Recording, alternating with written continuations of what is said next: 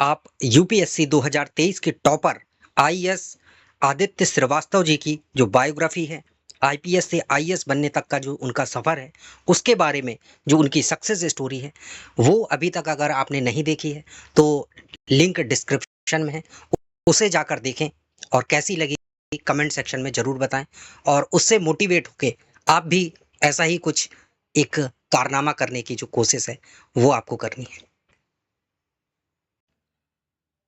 Hello everyone, welcome to study time with new informative video.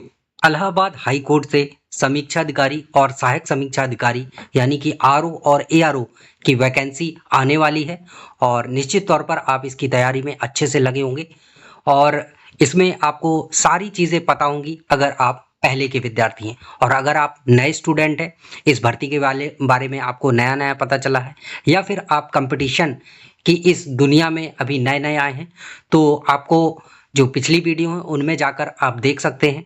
Description में आपको link वगैरह मिल जाएंगे कि इलाहाबाद हाई कोर्ट की जो आरओ और एआरओ की वैकेंसी है, इसमें प्रोसेस क्या होती है, बाकी सारी चीज़ें कैसे क्या होती हैं, सारी चीज़ें कंप्लीट डिटेल उन वीडियो में आपको देखने को मिल जाएगा। और ये एक बहुत ही, ये कह सकते हैं, आसानी से क्वालिफाई करने वाली जो परीक्षा है वो है। अगर थोड़ी सी आप लापरवाही ना करें बस, क्योंकि ऐसा तो है नहीं कि बहुत ही आसानी से सब कुछ मिल जाता है। अगर मिल जाता तो सभी को मिल जाता, कुछ ना कुछ तो करना ही पड़ता है। तो बाकियों की अपेक्षा ये जो आरओ और एआरओ की वैकेंसी है, ये कह सकते हैं कि बाकियों की अपेक्षा काफ़ी अच्छी है। हालांकि इसमें काफ़ी सारे आरोप भी लगते हैं कि धांधली होती है और पैसे से सिलेक्शन होता है, फेयर सिलेक्शन नहीं होता है।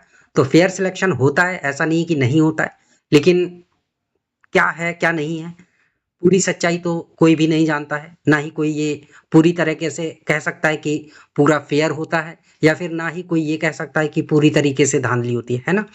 तो ना ही इसके कोई सबूत हैं, क्योंकि केस वगैरह हुआ था। अब देखने में क्या लगता है वो अलग चीज़ है। तो अगर हम बात करें आरओ एआरओ की, तो 2021 में जब ये वैकेंसी आई थी तो बहुत सारे बच्चों की बहुत सारी जो उम्मीदें थी वो थी, लेकिन जब रिजल्ट आया तो वो उम्मीदें चकनाचूर हो गई। क्यों? क्योंकि जिनके इतने अच्छे और बढ़िया नंबर थे वो डिस्क्वालीफाई हो गए थे, और जिनके नंबर थोड़े से कम थे, यानी कि उन विद्यार्थियों से नंबर कम थे जिनके रिटन में ज़्यादा थे, वो कहीं ना कहीं क्वालिफाई हो गए थे। तो ये देखकर बहुत सारा, जो कह सकते हैं, लोगों को सदमा लगा कि आखिरकार ये हो क्या रहा है।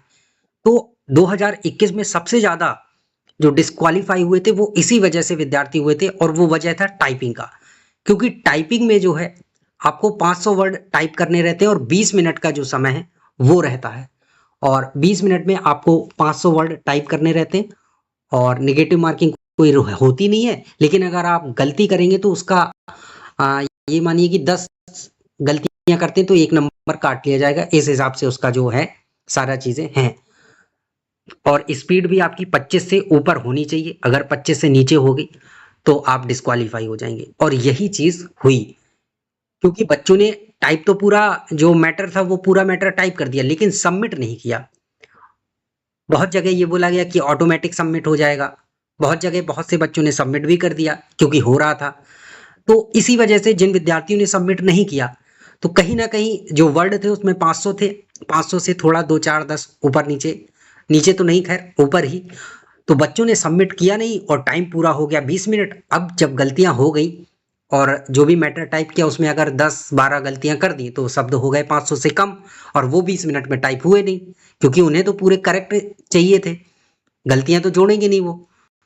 तो नेट जो स्पीड है वो देखते हुए आपकी आपकी स्पीड 25 से कम आ गई, और इस वजह से जो विद्यार्थी हैं उनको डिस्क्वालीफाई कर दिया टाइपिंग में। जबकि बहुत सारे ऐसे बच्चे थे जिनका रिटन में बहुत अच्छा नंबर था, 175 180 नंबर तक था, और उनको डिस्क्वालीफाई कर दिया।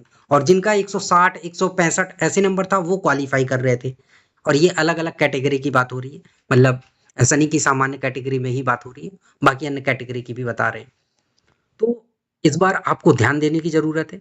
ऐसा ना हो कि आप पिछली बार की तरह ही ऐसा कर जाएँ, या फिर अगर जो नए विद्यार्थी हैं तो वो लोग सतर्क हो जाएँ। इस बार ज़रा संभल के करना है, यानी कि टाइपिंग आपको करनी है। अभी से प्रैक्टिस अच्छे से कर दीजिए। अगर आपको टाइपिंग नहीं आती है तो अभी से शुरू कर दीजिए। नोटिफिकेशन का ये इंतजार मत करिए कि जब नोटिफिकेशन आ जाएगा तब मैं टाइपिंग स्टार्ट करूंगा या पढ़ाई स्टार्ट करूंगा। अभी आपके पास बहुत अच्छा नहीं, एक सुनहरा मौका है।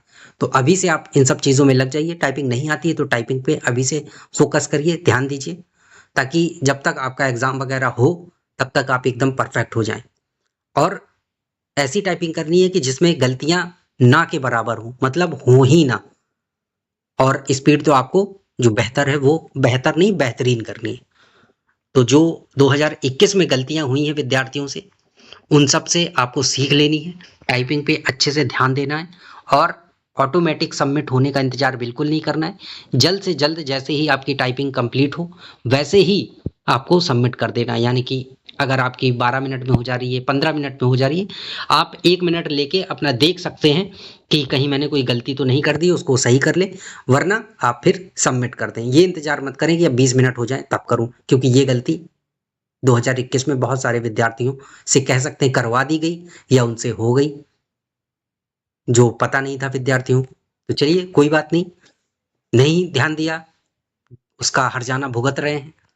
तो इस बार मौका है, इस बार आपको बढ़िया जो प्रदर्शन है वो करना है और अच्छे से पढ़ाई में लगे रहिए। Best of luck.